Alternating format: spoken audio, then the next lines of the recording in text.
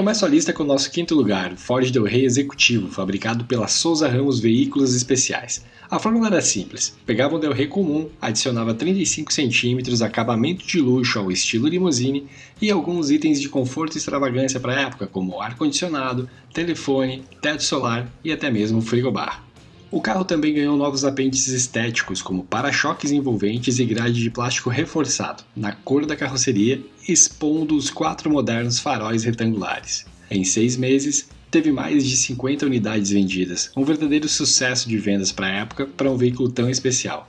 Um ano depois, o Del Rey Executivo, que já era bem compridinho, ganhou ainda mais 10 centímetros, sendo que todo esse espaço extra foi para alocar as novas portas traseiras alargadas em comprimento equivalente, melhorando ainda mais a acessibilidade. No nosso quarto lugar está o Brasínca 4200 GT, ou como ficou mais conhecido, o Irapuru, fabricado pela STV, o carro brasileiro mais caro da história. Considerado um dos principais esportivos nacionais, contava com motor 4.3 de 6 cilindros em linha da Chevrolet, e enquanto boa parte dos fora de série eram de fibra de vidro, ele contava com carroceria de aço. O modelo saía por módicos 16 milhões de cruzeiros, algo em torno de 400 mil reais. Para ter uma ideia, hoje daria para comprar um Camaro 0 km. Quando a Brasínca decidiu suspender a fabricação da Berlinetta 4200 GT em 66, o projeto foi adquirido pela STV, empresa criada por Roberto Soller, responsável pela concepção do carro, e mais 2 sócios. 12 carros inacabados e diversos componentes foram recebidos da Brasínca, que permaneceria fornecedora das partes estampadas do chassi e da carroceria. O GT foi então relançado com o nome Uirapuru. Em julho de 67, com a falência da STV, o Brasínca 4200 GT Uirapuru deixa de ser fabricado. Desde 64, data de início da produção, foram construídos ao todo 77 exemplares, somando todas as versões, sendo apenas 3 deles conversíveis. Devido à pouca produção, restaram poucas unidades, que hoje estão nas mãos de colecionadores. Entrando no top 3, temos a cópia da francesa Renault Space. A primeira minivan nacional, a Futura, foi produzida em São Paulo a partir de 1990 pela Grand Car Design, empresa do projetista Tony Bianco, ligado à concessionária Ford Grand Car, que importou uma unidade da Space para fazer uma forma e retirar todas as medidas. Assim como a Renault Space, a Futura era feita de plástico reforçado com fibra de vidro, e para viabilizar sua produção, boa parte das peças vinha dos modelos Ford, caso dos retrovisores e tanque de combustível oriundos do Escort. Já o painel, console central, comandos do ar-condicionado e todo o trem de força, motor, câmbio, suspensão e eixos são da linha Del Rey. O motor era o popular Apezão 1.8, com 98 cavalos, e tinha a opção de turbocompressão. O câmbio era o manual de 5 marchas. Em 91, a van Futura passou a ser equipada com o Apezão 2.0, com carburador e potência de 116 cavalos. Muito bem acabada, ela incorporava toda a funcionalidade introduzida no mercado pelo Space: 5 portas, 7 assentos individuais distribuídos em 3 fileiras, bancos dianteiros que giravam, formando com os demais uma espécie de sala de estar. O banco do meio, do conjunto intermediário, permitia dobrar o encosto e servia como uma pequena mesa. Todos os assentos podiam ser reclinados ou retirados, criando um grande espaço para a carga. Além disso, o carro tinha ar-condicionado, volante regulável, estofamento de couro, teto solar, vidros elétricos, para-brisa degradê, brake light, limpador e desembaçador do vidro traseiro, rodas de alumínio e bagageiro no teto. Todos itens de série na versão L, na qual apenas 2 opcionais eram oferecidos: piloto automático e suspensão regulável.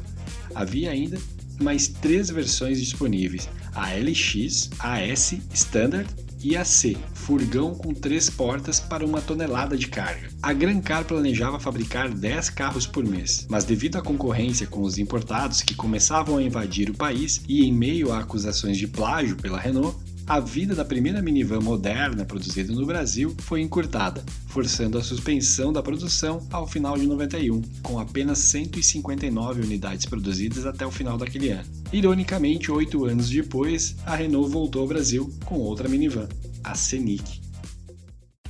A história do nosso segundo lugar, o MP Laffer, começou nos idos da década de 70, mais precisamente em 72, com a fabricação do belo Roadster que replicava o MG TD 52. Conversíveis sempre foram símbolos de esportividade, e numa época em que a importação oficial brasileira era proibida, Percival Laffer, um empresário no ramo da construção de imóveis, decidiu fabricar um carro fora de série que atendesse ao gosto dos jovens da época. A dúvida era qual carro poderia ser fabricado, e não demorou muito para Percival se decidir pelo MGTD. Basicamente, o MP utilizava chassi e motor 1500 refrigerado a ar do Fuscão, com carburação simples e 52 cavalos, instalado na traseira, que proporcionava um bom desempenho. Segundo a fábrica, o MP chegava aos incríveis 115 km por hora. Por dentro, o painel revestido em madeira era bastante nostálgico, lembrando o MG.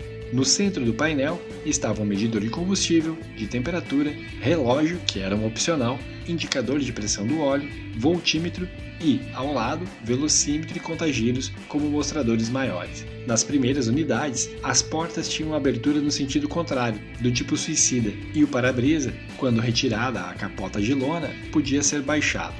Outra característica do MP era o step, que era localizado atrás do cofre do motor, que, protegido por uma tampa saliente, deixava à mostra as belas rodas. Depois das primeiras 40 unidades produzidas, o MP passou a adotar o Volkswagen 1600 de 60 cavalos, mas o chassi do Fuscão foi mantido e em maio de 77 chegou a versão TI, uma nova opção que era desprovida de cromados e de linhas mais simples, destinada a um público ainda mais jovem. Os modelos TD e TI foram um sucesso e fizeram com que a Laffer exportasse mais de 1.000 exemplares dos 4.300 produzidos durante os 16 anos de sua fabricação, para mais de 30 países. Devido à abertura do país à importação de automóveis, determinada pelo governo Collor, e aos altos custos de fabricação, tornou-se inviável dar seguimento à sua produção. Os moldes das carrocerias de fibra de vidro do MP foram enterrados no terreno da fábrica em São Bernardo do Campo, onde jazem até hoje sob as fundações de um grande supermercado.